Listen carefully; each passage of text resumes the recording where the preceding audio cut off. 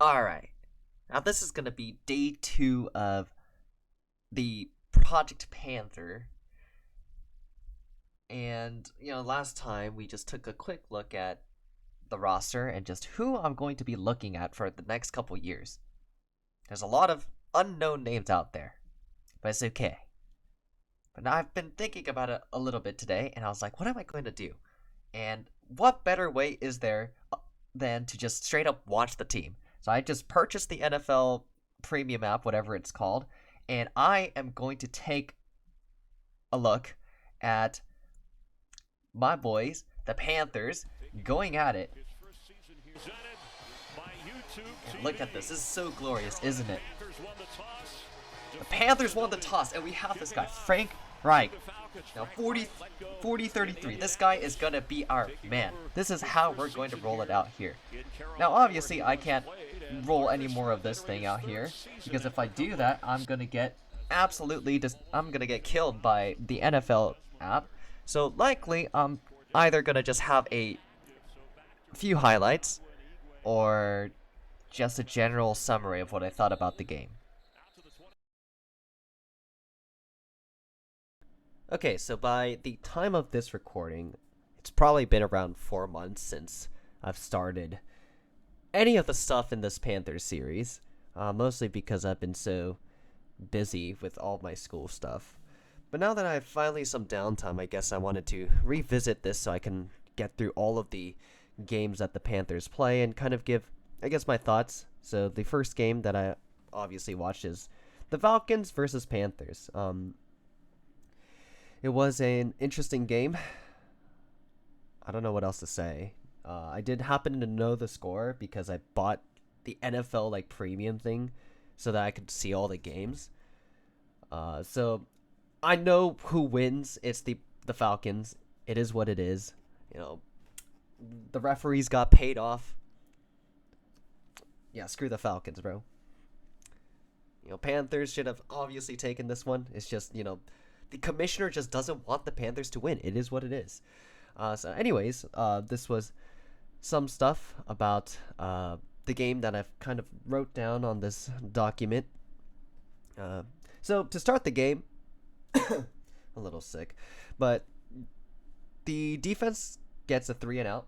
Falcons, they get the first pass tipped, and then there's a semi-big run, and then they get sacked in the third play. And then, now it's the Panthers' ball. They are able to string a decent drive. They get into the red zone. Good runs. And a nice QB draw by Bryce Young. And they get into the red zone. But instead of going for the field goal, they go for the 4th down. And then they get completely stuffed, so it's a turnover. So 3 points that are left off the board. Now, once on defense, they give up another big run. And then they get a good sack. And it's up another punt. It's still a 0-0 game. Then on offense, is it Thielen? They get a passing interference call, and it becomes a 1st and 20 based on penalties. And then you have to run it out from the back, especially because you don't want to risk getting potentially sacked, and it's dangerous. And then Young has his first very bad throw. He throws it into double coverage, gets picked at the red zone. And obviously, because the defense the offense needs to go only 20 yards to score a touchdown, something like that, the defense does succumb a touchdown on a screen pass. Now it's 0-7. Next, the offense just completely stutters. It's the 3-and-out. The O-line gets completely dominated. And once again, it is the defense's turn. They do get lucky. There was a drop this time. And there wasn't offsides. And they're able to prevent the Falcons from scoring anything else. Then the Panthers go on a very good drive. They manage to string up a touchdown with a lot of good passes from Young, a lot of good runs, and they get Young's first touchdown as an NFL quarterback. It's awesome. I'm loving it. Uh, Once again on defense, they get cooked. The run defense is not the strongest. I think I'm gonna pull up the stats in a bit. The run defense was kind of like paper this game. It is what it is. But there is some hope to go off of here. It is a rebuilding team. Young is only a rookie. There are a lot of steps to take. So now, once again, now it's the offense's turn.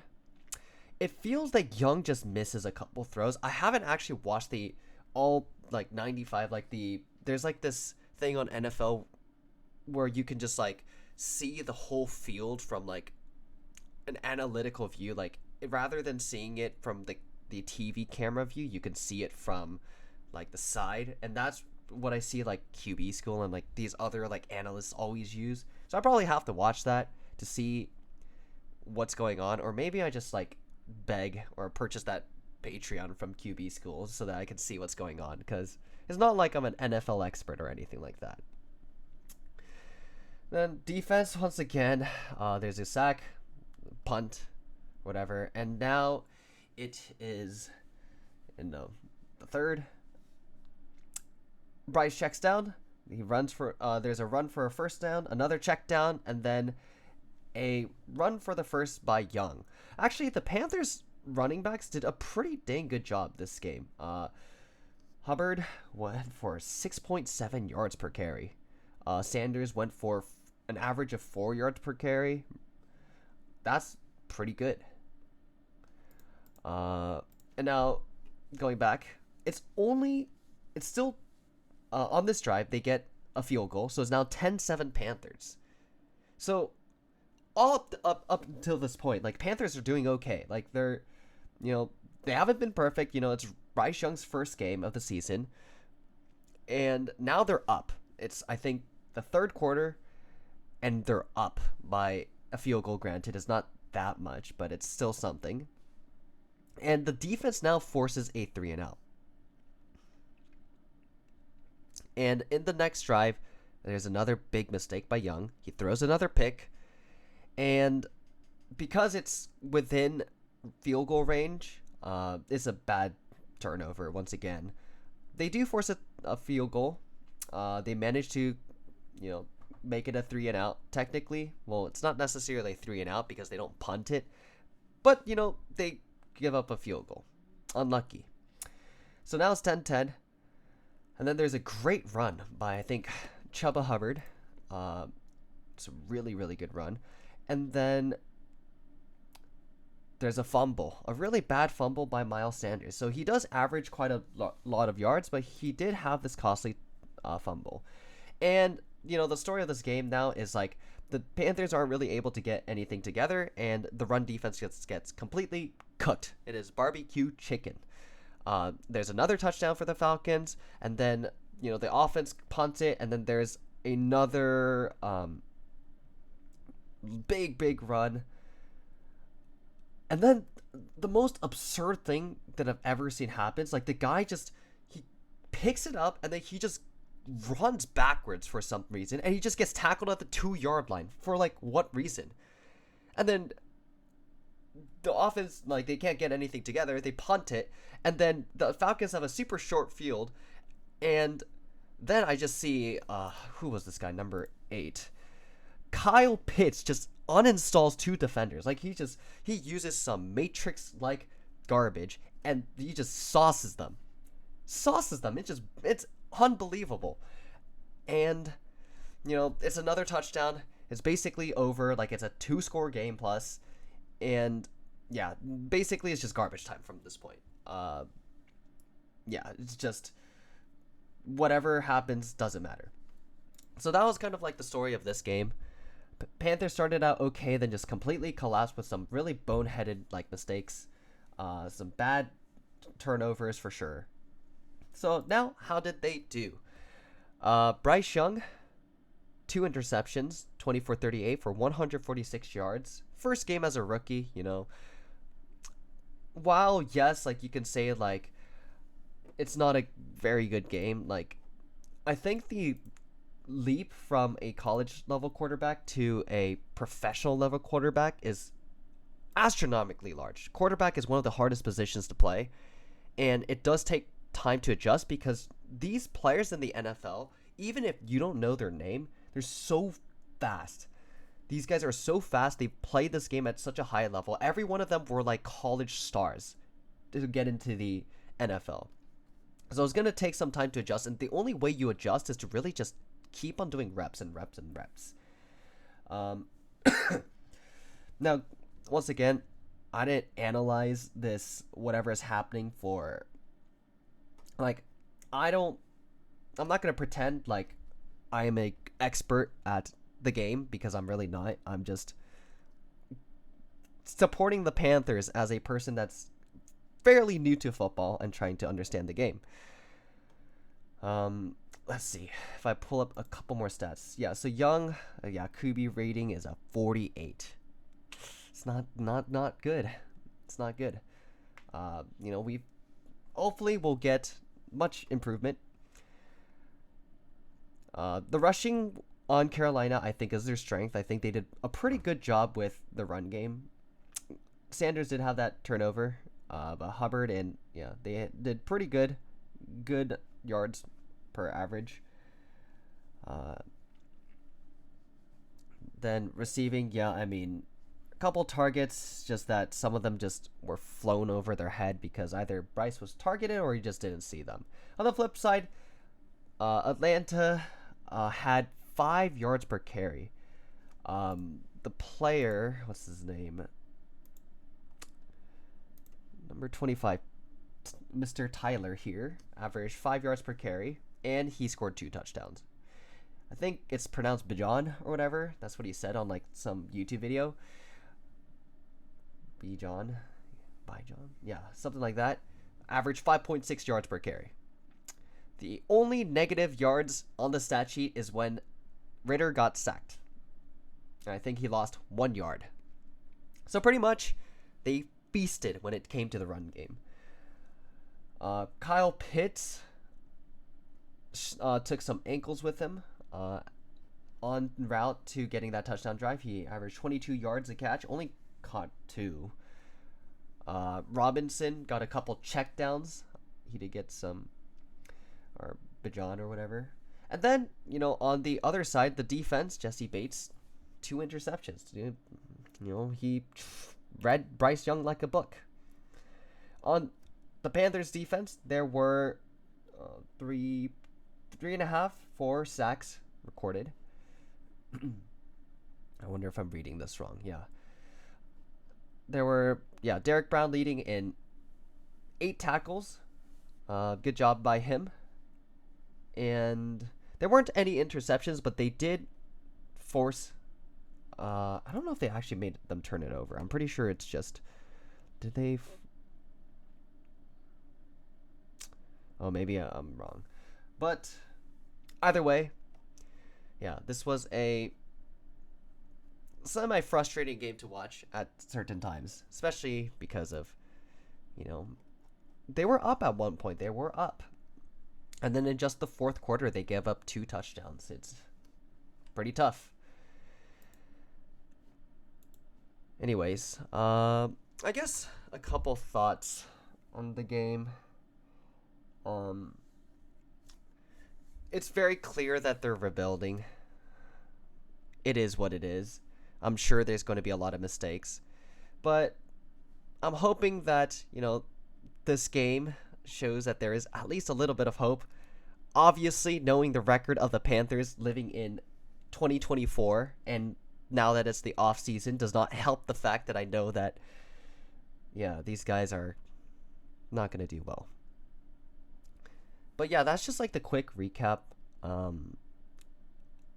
don't know what else to think or say per se.